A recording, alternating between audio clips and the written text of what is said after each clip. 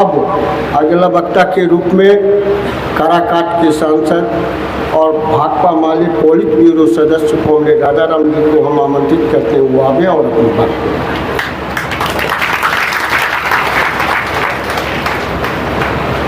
Comrade Rajaram जी को लाल सलाम। Comrade Rajaram जी को लाल सलाम। अध्यक्ष जी, मंच पर उपस्थित भाकपा माले के राष्ट्रीय महासचिव कॉमरेड दीपंकर जी, बिहार राज्य के सेक्रेटरी, पार्टी के पॉलिट ब्यूरो के मेंबर कुणाल जी, पार्टी के पॉलिट ब्यूरो के मेंबर और मिथिलांचल के प्रभारी धीरेन्द्र झा जी, किसान महासभा के स्टेट सेक्रेटरी उमेश सिंह जी, यहाँ पर मौजूद समस्तीपुर जिला के सभी जिला कमेटी के साथियों, पार्टी की केंद्रीय कमेटी की नेता मंजू प्रकाश जी और रामदेव वर्मा जी के सुपुत्र रोहित जी, यहाँ पर मौजूद हमारे बीच में मंच से नीचे मैं उतर रहा हूँ चंद्रहास जी, रविंद्र जी, मीरा जी और अन्य उपस्थित सभी कामरेडों, माताओं, बहनों, इस गांव के सभी ग्रामीण बंधुओं और इलाके के नागरिकों, सबसे पहले मेरा क्रांतिकारी अभिनंदन, लाल सलाम। सबसे पहले मैं अपनी तरफ से, काराकाट की जनता की तरफ से कॉमरेड रामदेव वर्मा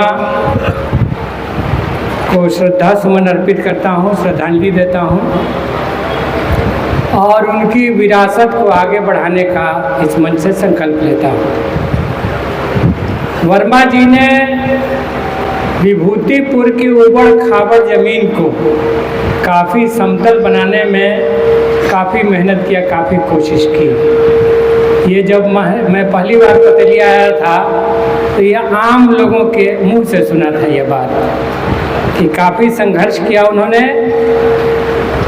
न केवल वर्ग संघर्ष को तीखा किया, जो सामाजिक आर्थिक विभेद था उसको कम किया, बल्कि गैर पार्लियामेंट्री संघर्ष को पार्लियामेंट्री संघर्ष से भी मिला।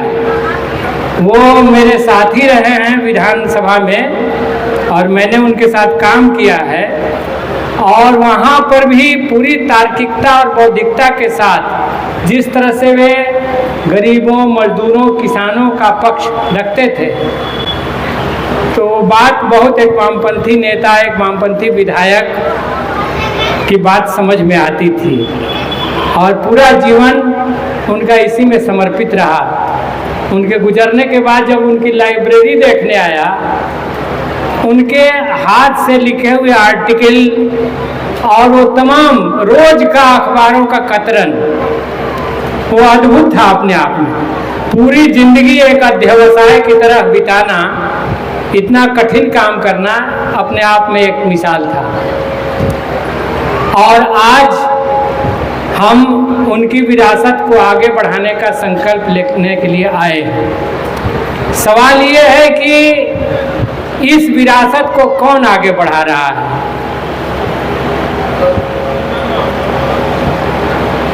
यहाँ पर हैं तो वामपंथी विधायक ही, मंच से कायदे से आलोचना नहीं करनी चाहिए, लेकिन क्या उन्होंने बढ़ाया उस विरासत को? अभी जो हमें रिपोर्ट मिली है कि उनकी ऊर्जा यहाँ आने वाले लोगों को रोकने में लगी हुई है। ये तीसरी बरसी है वर्मा जी की। बगल में बेगूसराय से कम्युनिस्ट कार्यकर्ता दौड़े चले आ रहे हैं, चारों ओर से चले आ रहे हैं। तो ऐसी चीजें किसी के रोकने से रुकती नहीं है, वो मन में जिंदा रहता है। जब सत्ता की बंदूक नहीं रोक सकती तो किसी अन्य का प्रयास कैसे रोक सकता है? अभी कल भाकपा माओवादी के जनरल सेक्रेटरी की गोली मार करके हत्या कर दी गई, 27 लोग मारे गए। इसके पहले 26 लोगों का जनसंहार हुआ था। अमित शाह इतरा करके बोल रहे हैं, पार्लियामेंट में बोलते हैं कि हम तो दोनों आके बीच में गोली मारते हैं। तो सत्ता अपना काम कर रही है। लेकिन इससे कम्युनिस्ट कार्यकर्ता देश में दहशत में नहीं आने वाले हैं अमित शाह जी, ये बात नोट कर लीजिए आपने एक बौद्धिक व्यक्ति को एक पार्टी के जनरल सेक्रेटरी की ठंडे दिमाग से हत्या कर दी है, और इसकी हमारी पार्टी ने, अन्य कई पार्टियों ने कड़े शब्दों में निंदा की है। हम भी इस मंच से उसकी कड़े शब्दों में निंदा करते हैं। और ये कोई नया नहीं है। पूरे अगर 100 साल का कम्युनिस्ट आंदोलन का इतिहास की तरफ हम झांकें तो बीच बीच में कम्युनिस्ट पार्टियों पर प्रतिबंध लगाना, उनके कार्यकर्ताओं को पकड़ के जेल में डालना, उनकी हत्या करना, ये पूरे 100 साल के इतिहास में ये बातें दर्ज हैं। और इससे इसलिए कि हम विचलित नहीं होते कि ये एक वर्ग संघर्ष है। मार्क्स ने जो लिखा कि दुनिया का इतिहास वर्गों का इतिहास है, और वर्ग जो हैं आपस में लड़ते रहते हैं, संघर्ष करते रहते हैं। आप क्या कर रहे हैं? आप कॉरपोरेट घरानों के पक्ष में खड़ा होकर के आदिवासियों की किसी भी आवाज को कुचल देने के लिए आप उनकी हत्या तक पर उतर आए हैं। आरएसएस समर्थित भाजपा आज सत्ता में है, 100 साल उसका भी पूरा हुआ है, तो वो इसको जश्न में तब्दील करना चाहते हैं। गरीबों मजदूरों के जो नेता हैं, उनकी आम आबादी है, उसकी हत्या करके वो जश्न मनाना चाहते हैं। इसलिए आप उसी बात को स्थापित कर रहे हैं।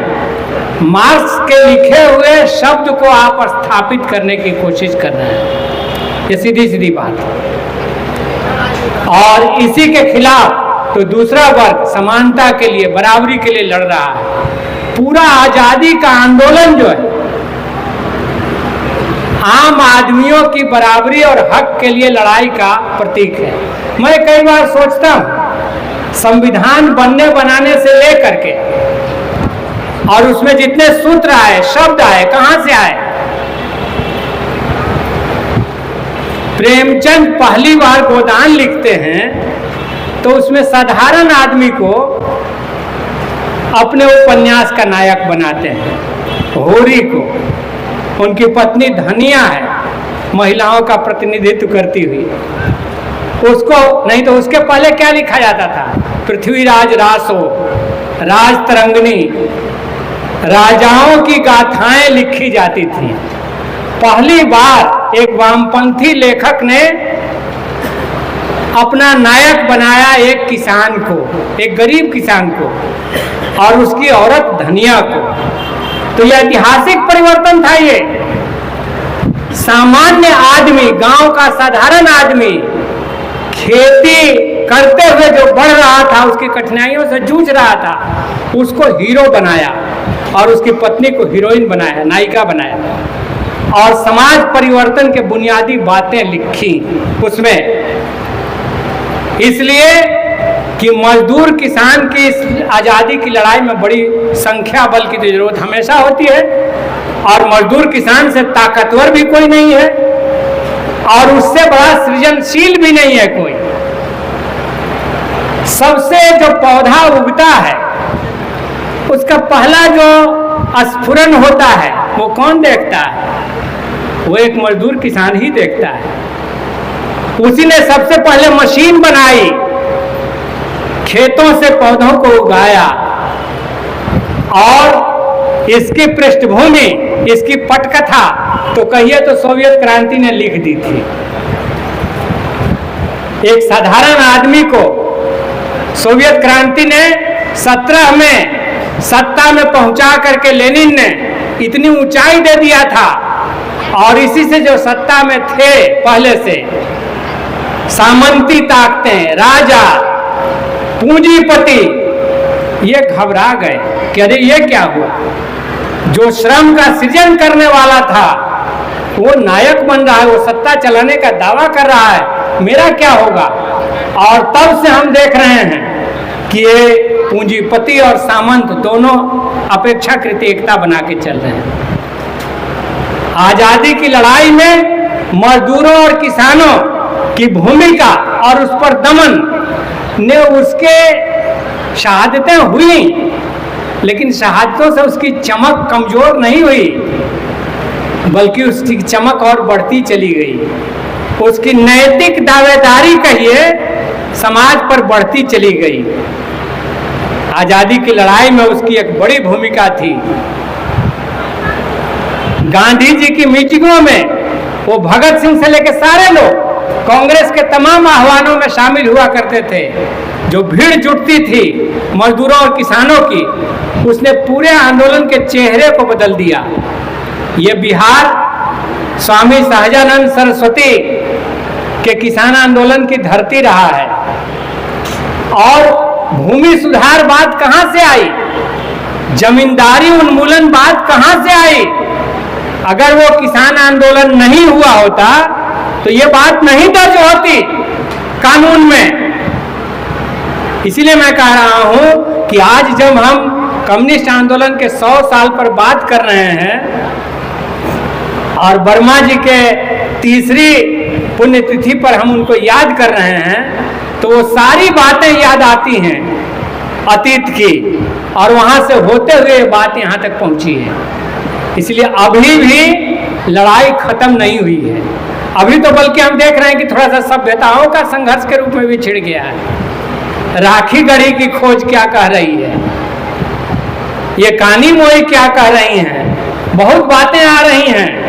लेकिन इस पूरे संदर्भ में दो तरह की ताकतें आमने सामने हैं। एक तरफ वो ताकतें हैं जो समाज में असमानता चाहती हैं, गैर बराबरी चाहती हैं, हर तरह का छुआछूत और भेदभाव चाहती हैं। और आज कम्युनिस्ट CPIML इस बात को समझ गए हैं कि केवल आर्थिक शोषण के खिलाफ लड़ने से काम नहीं चलेगा, आर्थिक शोषण के खिलाफ भी लड़ाइयाँ होंगी और सामाजिक विषमता के खिलाफ भी लड़ाइयाँ होंगी। और इन दोनों को लेकर के हम आगे बढ़ेंगे और चलेंगे। आज भाकपा माले के महासचिव यहाँ बैठे हैं। हमने नारा दिया, नए भारत के वास्ते, भगत सिंह अंबेडकर के रास्ते। और इस बात को गहराई से समझना जरूरी है। अभी नागपुर गए थे फांसीवादियों के नेता, देश के प्रधानमंत्री नरेंद्र मोदी। तो उन्होंने कहा कि RSS की भूमिका को देश समझ सकता है। उसने पूरे देश और समाज को बांधे रखने में बड़ी भूमिका निभाई है। और अंबेडकर के बारे में कहा कि वो तो दलितों के मसीहा थे। तो मोदी जी, बाबा साहब डॉक्टर भीमराव अंबेडकर केवल दलितों के मसीहा नहीं थे। उन्होंने जो संविधान रचा, उन्होंने देश को जो दिशा दी, आधुनिक हिंदुस्तान की बुनियाद है वो। इसलिए उनकी भूमिका को एक सेक्शन में समाज के ठेलने की कोशिश मत कीजिए। वो भारत के, आधुनिक भारत के स्वप्न दृष्टा हैं, पूरे समाज के लीडर हैं। इसलिए एक जगह एक खांचे में बंद करने की कोशिश मत करिए। और आपकी भावना तो पार्लियामेंट में उजागर हो चुकी है। लोकसभा में तो लंबा चौड़ा बोले, राज्यसभा तक जाते जाते बात फिर हो गई। तो इसलिए मैं कहना चाहता हूं कि आज ये जो दलित आंदोलन है, वामपंथी आंदोलन है, दोनों की एक विशाल एकता बना करके हमें समता मूलक समाज चाहिए। हम इस विषमता को खत्म करेंगे।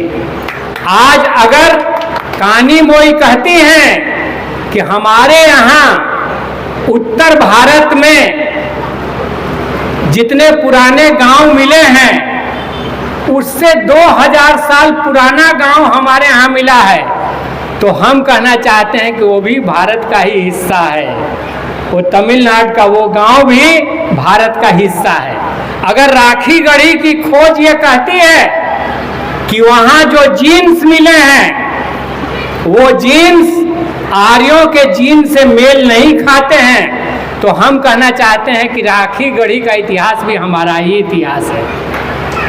और पूरी सभ्यता में अगर हम झांक करके देखें तो केवल आर्यों का इतिहास ही हमारा इतिहास नहीं है, द्रविड़ों का इतिहास भी हमारा ही इतिहास है। मोहनजोदड़ो का हड़प्पा का इतिहास भी हमारा ही इतिहास है, और राखी गढ़ी का इतिहास भी हमारा ही इतिहास है। इसलिए मैं कह रहा हूँ कि लड़ाइयाँ थोड़ी फैल रही हैं, उनका डायमेंशन थोड़ा बड़ा हो रहा है, और भाजपा के सांस्कृतिक राष्ट्रवाद के खिलाफ हम साफ तौर से कहना चाहते हैं कि वामपंथ और क्रांतिकारी वामपंथ तुम्हारे साथ इस सवाल पर भी दो दो हाथ करने की स्थिति में है। हम शर्मिंदा कहीं नहीं हैं। हमने हमेशा अतीत से लेकर आज तक समाज में प्रगतिशील भूमिका निभाई है। गरीबों के पक्ष में हम खड़ा रहे हैं, महिलाओं के पक्ष में खड़ा रहे हैं, उनका आंसू पोंछा है। हम हमेशा समानता बराबरी के पक्ष वाले लोग हैं। इसलिए तुम विषमता वाली ताकत हो, तुम समाज में फूट डालो, राज करो और नफरत फैलाओ, इस वाली ताकत हो। इसीलिए इतिहास में सांस्कृतिक मोर्चे पर भी हम जिस धारा के हैं, हमारी धारा में बुद्ध से लेकर के, ज्योतिबा फुले से लेकर के, अंबेडकर से लेकर के और मार्क्स, लेनिन और दुनिया के जितने भी प्रगतिशील चिंतक हैं, हम सब के वारिस हैं और उस परंपरा को हम आगे ले जा रहे हैं। इसीलिए हम कहना चाहते हैं कि इतिहास में भी अगर झांक करके हम देखेंगे तो इनसे कोई नज़र चुराने की जगह नहीं मिलती है, बल्कि नज़र मिला करके और इन शोषकों को, इन सामंतों को, इन कॉरपोरेट परस्तों को पराजित करके एक समता मूलक समाज बनाने की तरफ बढ़ने का समय है, और ये संकल्प इस अवसर पर हम लेना चाहेंगे। कम्युनिस्ट आंदोलन के 100 साल की जब बात होती है, तो अभी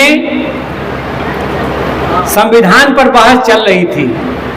गए हम पार्लियामेंट की लाइब्रेरी, संविधान की ओरिजिनल कॉपी को देखने की कोशिश की और उसको पन्ना पन्ना उल्टा। ये भाग रहे थे बहस से। इंडिया गठबंधन ने मांग की थी कि संविधान पर बहस हो, विमर्श में विपक्ष को भी बोलने का मौका दिया जाए, और उस मौके के बतौर फिर सब लोग बोले, हम भी बोले, अपने पार्टी की तरफ से हम भी बोले। खैर उस भाषण को यहाँ दोहराना जरूरी नहीं है, वो कुछ लोगों ने देखा होगा।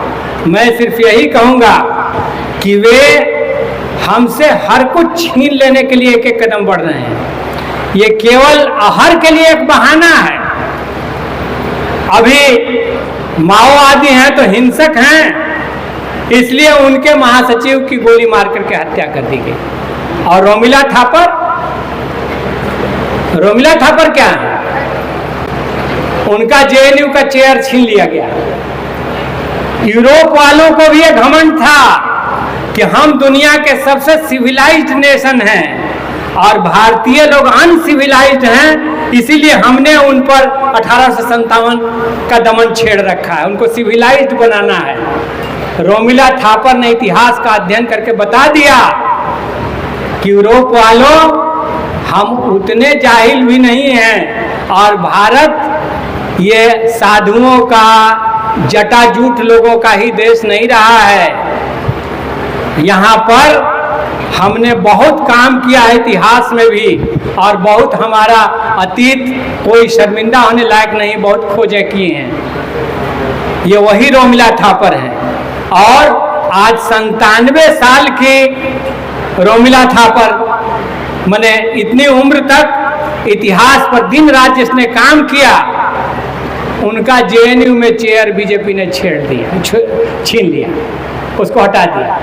तो मैं कहना चाहता हूं कि हर का और संविधान छीन करके ये देश में पूर्ण तानाशाही लाना चाहते हैं, पूरी अराजकता पैदा करना चाहते हैं। जिस संविधान में आरक्षण की, महिलाओं के अधिकार की, दलितों के, किसानों के, मजदूरों के, नौजवानों के, सबके अधिकार की चर्चा है, जिसमें लोकतंत्र की चर्चा है, उन सब को एक एक करके खत्म करना चाहते हैं। अभी तो जो संप्रभुता संपन्न राष्ट्र हमारा है, इस पर ही प्रश्न चिन्ह लग गया।